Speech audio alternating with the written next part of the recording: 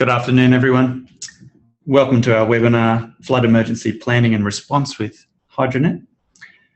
Steve Clark, a Director at Water Technology, and Leanne Rijkaard, the Head of Informatics and Knowledge Management at HydroLogic in the Netherlands, will be taking us through the webinar today.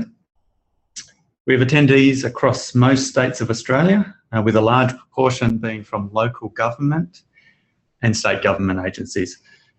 Thank you for joining us.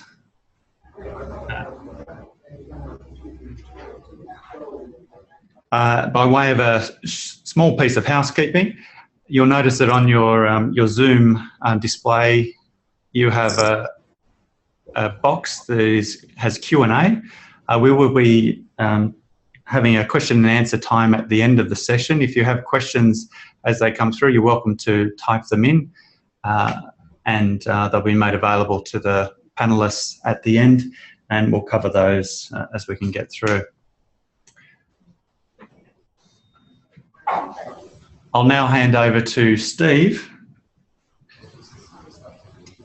Are you there, Steve? Absolutely. Thanks, Luke. Can you hear me okay? Yes, I can. Excellent, excellent. Thank you, and thank you to all who've signed up for the webinar today.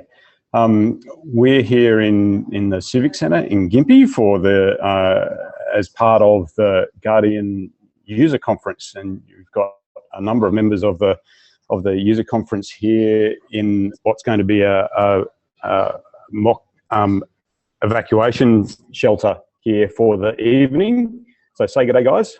Hey.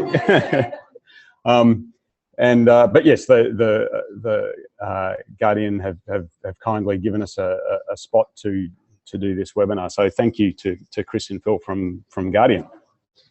We've also got Leanne Rijkaard also joining us from the Netherlands, and Leanne has very bravely, because she's quite sick at the moment, I think,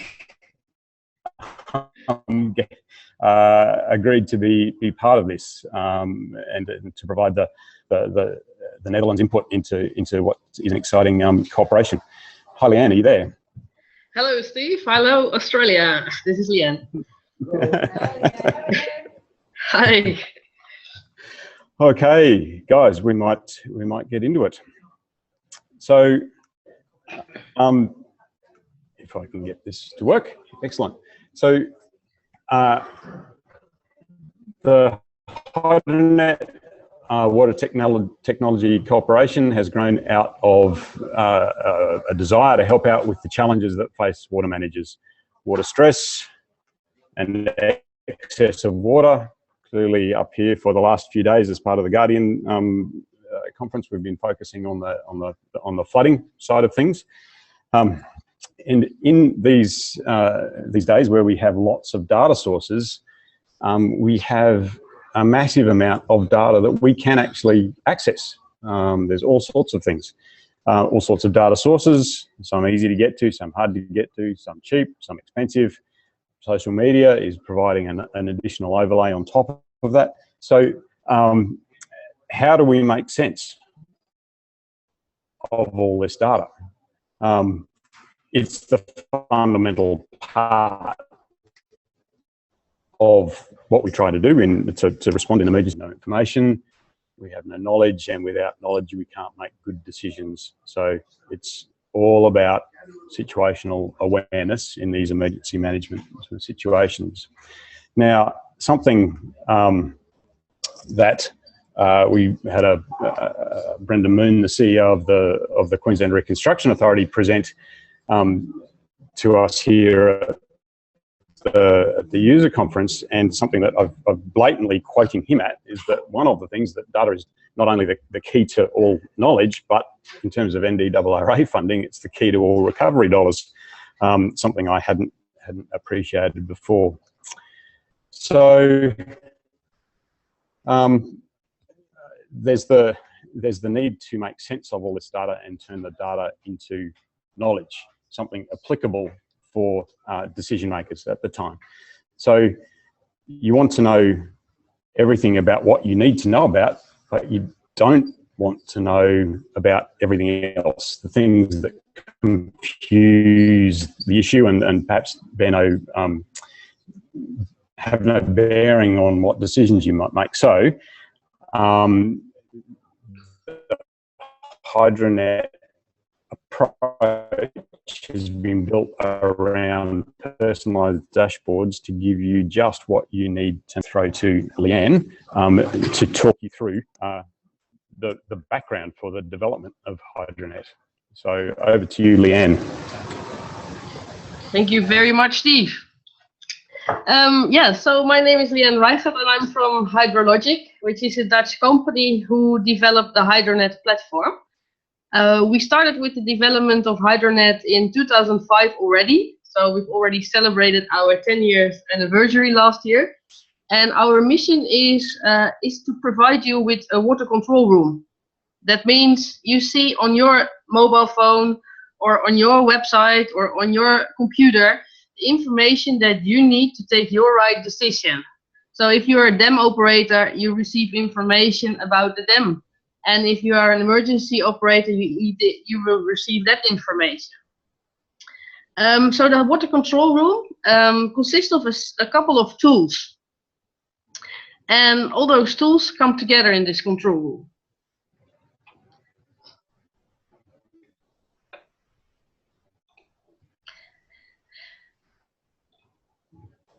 So the first tool that the water control room has is, of course, we first need to connect to data, because data is very important in this control room. So what we do is we connect to all the data that is available.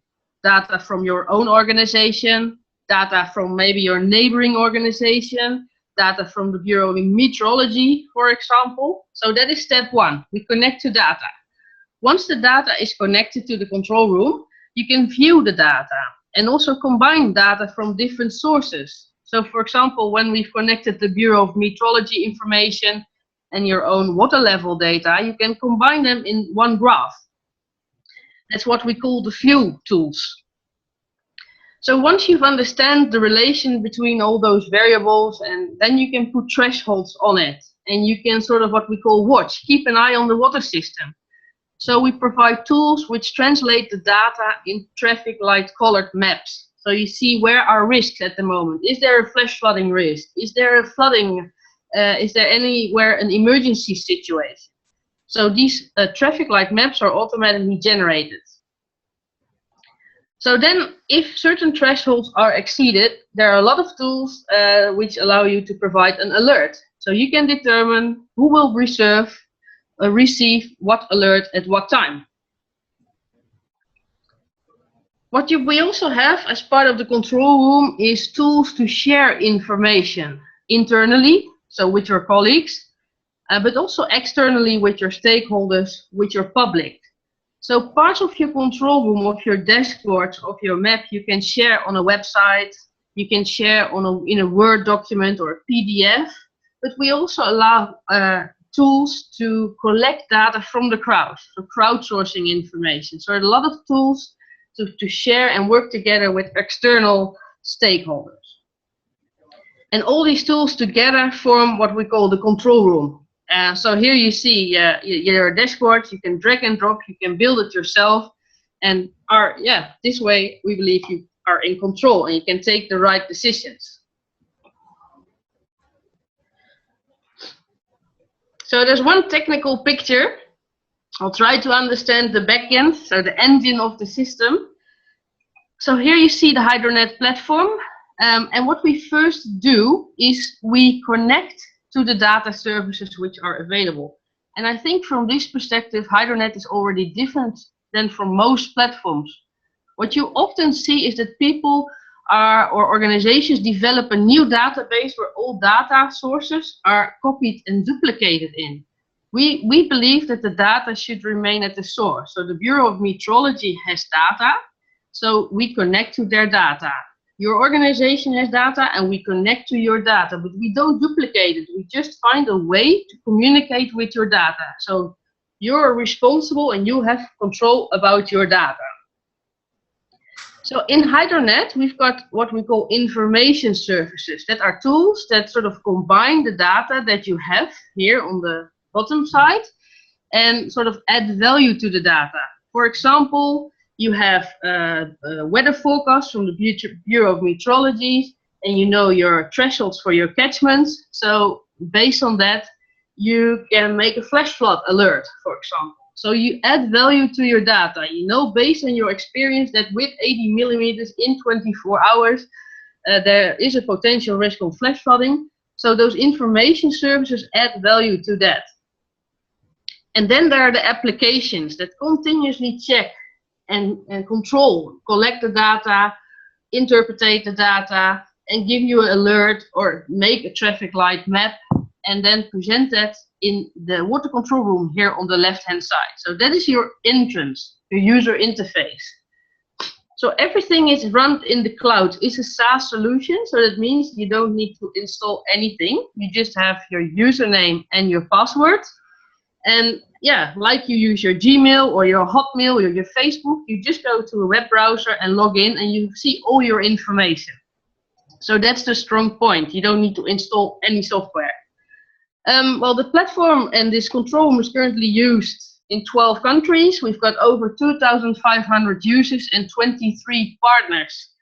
And this is a very scalable concept because new data sources can be easily added, but also new partners or new knowledge can be easily added. So this platform was running for a lot of countries already, and we really wanted to implement this platform and test this platform for Australia. So therefore, we got the funding from the European Space Agency, and we were very happy with that. And they allowed us to sort of test the whole HydroNet platform and the engine at the back end, and to sort of test that and tailor it for the Australian situation. And therefore, we teamed up with Water Technology, and we've had a lot of user requirement workshops with several councils and state governments and provinces and yeah, different organizations, catchment management authorities. And sort of what we've done, we've set up and developed a set of basic and tailored tools for Australia. And I think Steve will yeah, tell you a little bit more about what we've developed for Australia. But this was a bit information about the engine, the back end of the HydroNet system. So I would like to hand it over to you, Steve. Sure. Thanks, Leanne. It's been a lengthy development path for some of this, and a lot of time and effort and expertise gone into developing the tools. So it's great to be able to, in many ways, come in at the back end of that and take advantage of everything that has been developed to date. So oh, sorry, that was the other thing I needed to say. So this is Gympie with a very scary tornado approaching the main street, hence the evacuation centre here. We'll provide links to the Guardian system and the websites for anyone that's interested, and we'll get them up in the follow-up to this website, to this webinar. Sorry. So, as Leanne talked you through, there are a number of different applications as part of the HydroNet platform, and I'll just talk you through some of the major ones. There are many, but the major ones of relevance to the Australian situation, we'll just walk through them here. So, firstly, it's all about the rainfall. The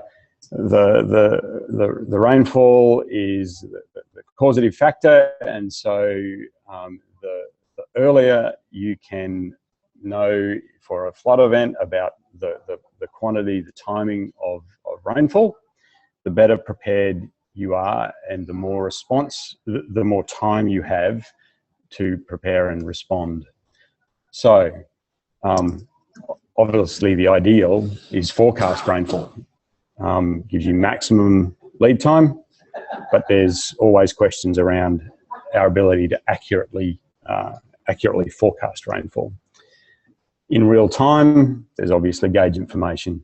Probably the most accurate that you can get out of your gauge network, but you're limited to gauges and the locations that they're in. One of the things that the HydroNET platform provides you with is access to all of those things plus calibrated radar information in real time, and that provides you with a much better spatial definition, and you're not limited to specific locations there. So, just to talk you through them, RainWatch, it gives you easy access to those forecasts, to the stations, and to calibrated radar data. This then, it can be investigated, can be processed, can be adapted to the sorts of things you might need for model files, for hydrologic models, for hydraulic models. You have the ability to define your own shapefiles, polygons associated with catchments, standard points of interest. You can generate rainfall reports. There's a long time series available through the application with data back to 1900. So, the problem, we know an event's coming. How large is it going to be? And what do we need to do to prepare? Well, this gives you a suite of tools for looking at the rainfall forecasts. And with existing catchment knowledge, you can define trigger points. Now, you need to bear in mind the accuracy of rainfall forecasts is limited, but you can define your trigger points with those sorts of things in mind. So, you know, the weather forecast applications, these are forecasts 7 days out into the future, expressed in terms of percentage chances of rain. This is an example from the Gold Coast, from the East Coast live events we had in early June. You can see the 25% chance of more than is up over 60 millimetres. The 50% chance of more than was around 20. I can't remember exactly what we had, but it was well over 100. So that, on the basis of that, you can define trigger levels, or you can use that for models to provide more accurate, or provide the maximum lead time for whether you need to go into an alert situation. The other thing that you can get out of these forecasts is they're available on a grid, so you're not just limited to forecasts for an area. You can drill down into the catchments that you're looking at. So another problem: this stuff can be complicated and time-consuming to deal with in real time. Gauge information, you often have to log into bureau sites or your own internal environment systems. Gives you text files. You then have to look at what that might mean for catchments. It's a hassle. So the Stations App gives you instant access to all of these are the bureau gauges, all of the gauges that are of interest, and you can put your own gauges in there. So simple map of all of the gauging stations, point and click to find your period. You have all that information. It can be downloaded in CSV files or graphical format, or very user friendly.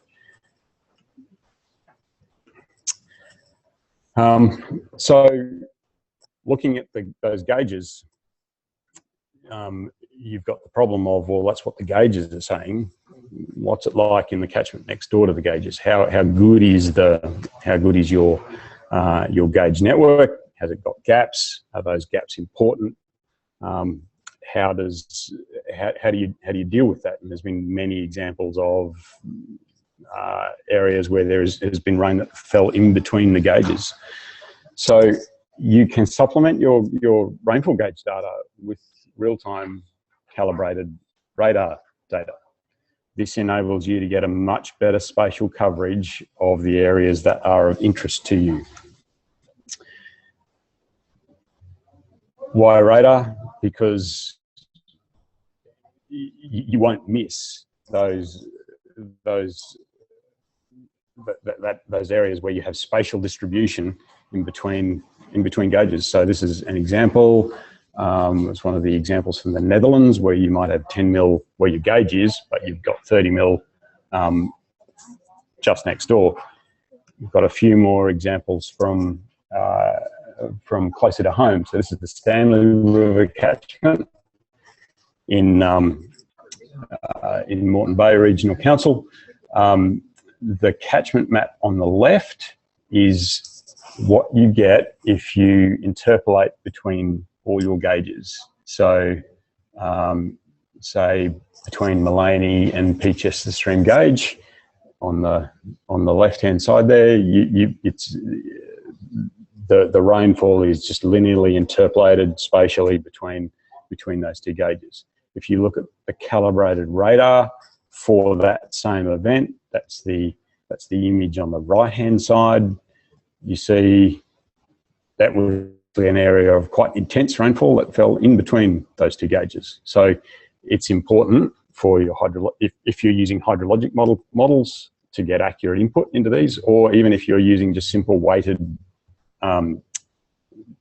catchment rainfalls, average catchment rainfalls, these things can still impact on the accuracy of your predictions. In Victoria, this is the event, also the event from early June. Sorry, I'll go back. So again, the blue dots are the gauges, my apologies. The blue dots are the gauges, quite a mountainous region. Lots of spatial variation between those gauges. It's what the calibrated radar image looks like for those. So with high levels of spatial variation, the gauge information, while it's still the most accurate, can be significantly improved by looking at the spatial variation of the spatial distribution of rainfall between those gauges. It's the comparison at the gauging stations themselves of the calibrated radar rainfall. So very good match. Got 5 mil in 100 mil difference.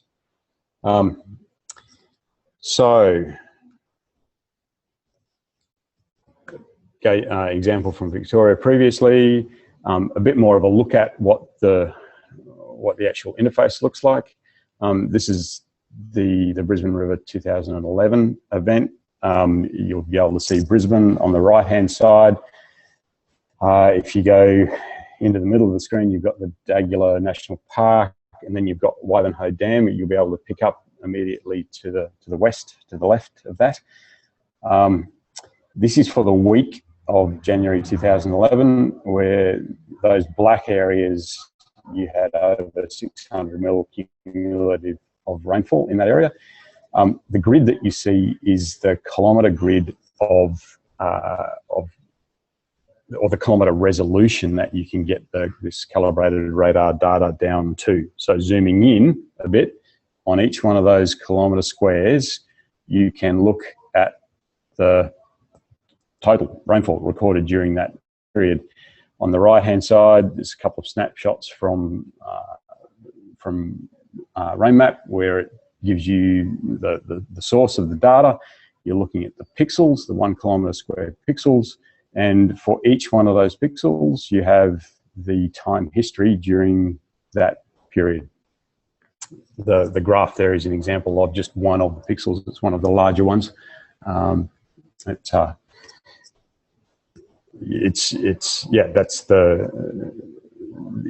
that easy to work in this environment. So you've now got lots of information at a point level. These are useful, but you really need to know about what's happening at the catchment levels. So the HydroNET platform also gives you the ability to load in to key areas of interest. They're not predefined. You can load in your own polygons. It then will calculate for periods that you can define what the catchment average rainfall is in real time. So you can use this to give you an accurate picture of what is happening across the catchment for simple or more complex flood forecasting applications. So this is an example of what that same period looked like in some of the areas in the Gold Coast hinterland, but looked at on a catchment basis. So instead of that graph being of an individual square kilometre location, it's of catchment average rainfall or area average rainfall over a subcatchment.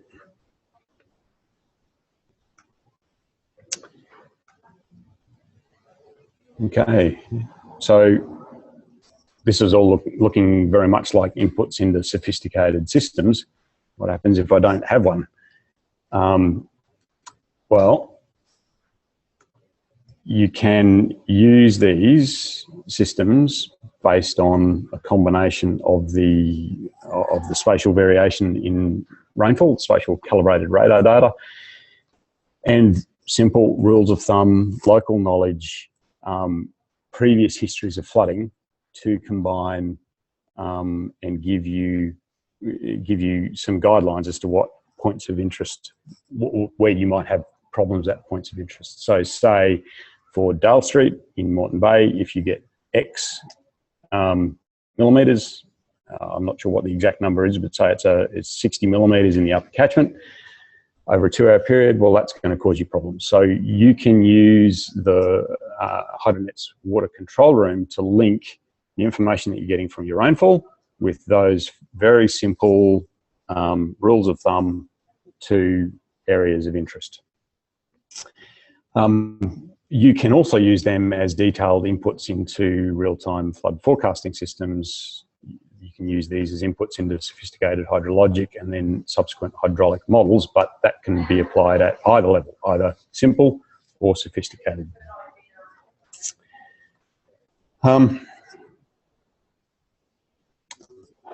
This is going to look at more examples of the use of trigger points. So these are the Queensland stream gauging stations available through DSITI. And through Water Control Room, you'll see in the top right-hand corner, you can define traffic light type alerting systems. So that gives you the ability to look at just the areas of interest. So you could either look at the entire state if you're operating in the state government, or look at the areas of interest from a local government perspective, or if you have particular responsibility for particular locations, you can put these together in a dashboard to just tell you about those particular locations. This enables you to get more out of your data. It's easily accessible. You can combine data from different sources. You can have local gauges. You can have manually read gauges feeding into the databases, and then you can externally share that with other providers or other authorities. Again, another example of the HydroWatch application where you have some traffic light colours. I'm not going to go into the detail here, but it gives you, it's ultimately customizable so that you can define your own trigger levels, alert levels, warning levels, all those sorts of things. So there's a forecast. There's a forecast. Bureau says the Rockhampton gauge is going to reach 11 metres. What does that mean? It's been a problem that has often been an issue that people don't understand, or even the response authorities don't understand what predictions at gauges mean. So combining all of the work that we've done previously,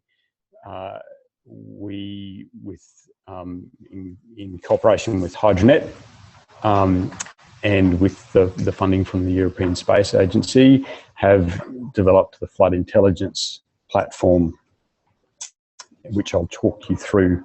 So this is Rockhampton. This is a few snapshots of the flood intelligence platform looking at the Rockhampton gauge. This enables you to translate those gauge predictions down to a much more granular level of detail. So what I will do, if technology lets me do it, is to flick over to the actual live site. That's it. So you've got here a number of windows that tell you a number of things about the potential flooding situation in Rockhampton. I'm just using Rockhampton as an example. This can be set up to look at multiple locations depending on where you have the data. It's looking at a current water level of 7.5 meters at the Rockhampton gauge, and what you see in the graphic here is inundation depths corresponding. Sorry, the blue is depths corresponding to inundation. So the deeper the blue, the deeper the water. This has been prepared offline using 2D modelling techniques, but those models are difficult and time-consuming, even if they have been imported into GIS to access in a real-time flood event. So the whole purpose of this side of the portal is to be able to give response authorities the ability to drill into this data without having to be GIS experts or modelling experts, and to make the most value of the information available. So 7.5 meters on the gauge, but it's predicted to go to 11. What happens? So you have still the blue indicating what the 7.5 meter RL on the gauge is meaning, but the orange corresponds to what 11 meters on the gauge might look like. The dots are points of interest, so defined by whatever amount or level of interest that you have in your locality. So places like the Gold Coast, many areas in Victoria, Melbourne, Shepparton, all those places that have detailed floor level surveys, this could access all of that data. At the moment, for Rockhampton, this is just key points of interest. But yeah, this is it's a map of what 7.5 meters on the gauge looks like and what it potentially could look like. The dots are points of interest. If they're green, they're not flooded now. They're not likely to be flooded. Green with a red boundary around it means that they're not flooded now, but they are likely to be flooded if it reaches 11 on the gauge. And red, all the dot is red means, yeah, they're flooded now and it will get worse. You can then look at some more information about that. So this table over here, points of interest. There you have your floor level information, whether they're flooded now, and if it reaches 11 meters, how deep they'll be flooded to. Similarly, over here you have a graphic of particular locations. So if you want to know what that means at a particular location, you can dial up those locations. I guess one of the things to point out here is this is not in no way is this model dependent. The platform aims to give you access to whatever models or whatever flooding information you have available to you. You could use some of the hand sketched maps from days gone by that have been digitized and get that into the system as well. One of sorry, you can start doing other things with this data then. So this table over here is a summary of population at risk in the various locations around town. So very important for reporting, in this instance, back to the state. So the state are very interested in knowing what's the current population at risk, what is the potential population at risk. So you can define these this sort of information, summarize it up in a report and shoot it off. Now, you can do other things with that. You could, if you've got damage curves, you could look at what's the, what are we anticipating the existing damage is, what are we anticipating the forecast damage is. All of those sorts of things are possible. At the moment, it's basically depth of flooding and population at risk. Oh, sorry, I should say the population at risk is based on the the previous census data. I'm not sure what's going to happen with the current census data. Yeah, that's right.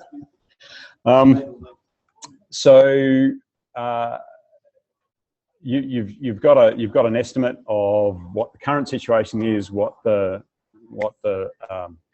potential situation is, and talking to Sam from Rockhampton when this was being developed, he'd indicate that this might take him 4 hours to produce if he was having to do it from scratch. In a high pressure situation, might not have had a lot of sleep, might not be able to hand this over to other people to do it when he's not there. And so that's the flood intelligence portal. So that's clearly aimed at emergency managers. It's not something that is aimed at the public. What do we do if we want to distribute information to the public? There is a smartphone app. It was developed in conjunction with the Queensland Reconstruction Authority, and it's called Flood Ready. It has quite a different flavour to it. It's based on a knowledge of a particular area of interest and how the inundation might affect either that particular spot or how you might get to that particular spot. So you can, with sliders, sort of dial up and down, depending on the gauge levels, the predicted gauge levels at locations,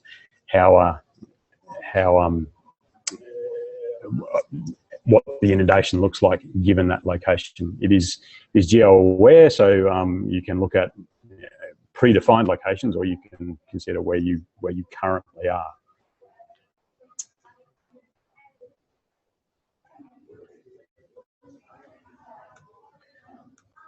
So there's a lot of information floats around here, like what we were talking about with data and then data and information, and a lot of things can happen on the fly. And this is something where there's a lot of real development work going on with the Guardian system here in the provision of situation reports and standardized reports that come out of here. So there is a link. It's not the subject of this presentation, but there is a link that between the HydroNET platform and standardized reporting coming out of Guardian. You can, the mechanism to do that is the flood and rain report generator. You can define, you have predefined reports that will fire off at certain times in a predefined format using predefined gauges or locations.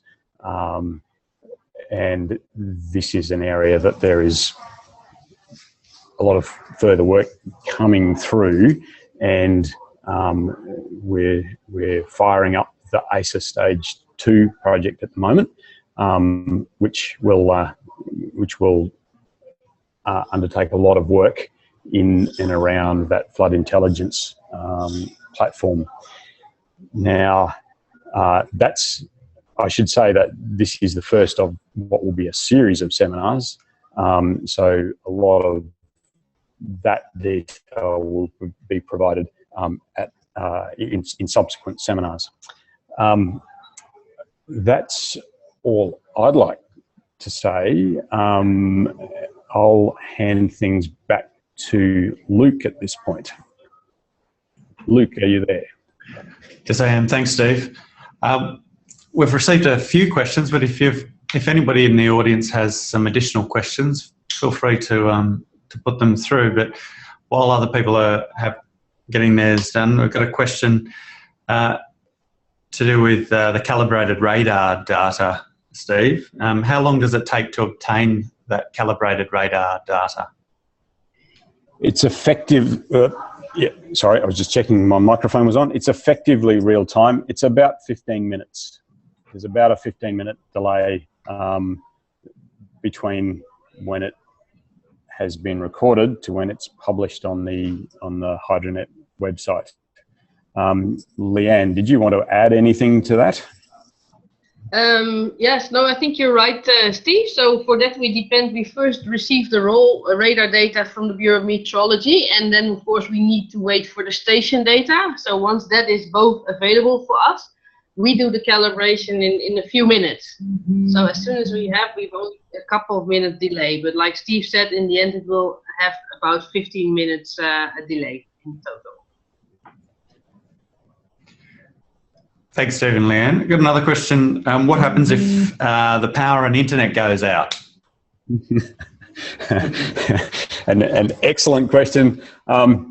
So clearly this is a SARS solution. By default, in an emergency situation, it is assumed that there is some redundancy around those services. So if you're in an evacuation centre, that you've got some redundancy in your power and maybe have satellite communications that will provide you with those sorts of with access to the internet. But ultimately, if everything goes down, you can run this in a standalone mode, but clearly that is a more customized installation, and so yeah, that would need to be customized for a specific site. Yes, and in addition to that, we can generate automated exports so that at least it's stored locally. Always the last available data or the last available pictures or the last available maps are at least available without internet connection. Great, thank you. We've got a question to the side, really.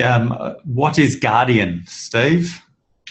For those outside of so Guardian is disaster management software, but what I could probably do, Chris, if you're up for it, I'll just hand over briefly to Chris Madsen, who will give you a bit of an intro to Guardian. It's that mic. Don't worry about your phone. Hi, thanks for the opportunity. Guardian's designed for local disaster coordination, so it allows you to take your disaster management plan and load in your trigger points so that during the event of a disaster, you can make sure that you put the jobs through to the various planning or the aims-based roles within your coordination centre so that they can actually do the necessary steps at the preliminary stages prior to a disaster and then in the response and recovery to the disaster. So it manages all tasks, actions, running logs, it charts them and it maps them and it produces all of the reports required during a disaster event. So AIMS compliant, very popular, won 12 awards, and I think the event here that Steve's just participated in is testament to the fact that it's a very good piece of software. So if you'd like to know more, please go on www.qitplus.com or give us a call. We'll come and visit you at any time. So thanks for the chance for a plug. Thank you, Chris. Steve and Leanne, we've got a few more questions. Actually, we've got probably more questions than we're going to be able to get through this afternoon. But for those that have asked questions and we don't get to your question, we will get back to you directly with an answer, and we'll also post some of the questions later on so that people can see the type of questions that have been asked and the responses. We've got a question to do with the flood intelligence application. Can the flood intelligence application be applied to information collected in flood mapping studies? E.g., the BOM have predicted 100 mil of rainfall. What effect does that have on a particular catchment? Great question. Yes, that's absolutely the intent of it. I guess as background from a water technology perspective, we do any number of these sorts of studies, and I guess what led to the genesis of this program is that we could see that in real-time events, this data wasn't available to the people that needed it most. So we were looking for a way to provide the outputs of those sorts of studies to emergency management authorities in those sorts of events, but without having to go through the engineering section or the GIS section within council just to make those directly available. So yes, absolutely. With almost no work at all, you can link up results that have happened from a design event type study to gauges, and then tie those gauges back to sort of inundation areas. And then once you've done that, you can then do all of those sorts of granular studies into what it means at particular locations, reference back to the gauge. Thank you. I've got another question to do with some of the Bureau of Meteorology's data systems. Is this HydroNET platform similar to the BOM's HIFIS, the HYFS system, and does it link with it? I'll defer to Leanne at this point. Leanne, is that something that you can comment on? Well, I think the main difference between the BOM HIFIS and the HydroNET system is what the HydroNET water control room does for you. It sort of collects the information, what's relevant for you, and translates it in a way that you can use it directly. So in traffic light maps or in alert or in a map for your specific area. And of course, we are very happy and we are looking forward to ways to connect HydroNET with the BOM HIFIS system. So at this moment, we're working on we're currently buying the data from the Bureau of Meteorology, so we've got a sort of subscription for that. So we at this moment we get all the data right from the Bureau of Meteorology, and yeah, translate that and then use that in HydroNET. But we're also exploring how we can connect to the HIFIS system. Thank you, Leanne. Look, I think we're sort of running out of time now. We've got one other question. How do people find out a little bit more and get access to the portal itself?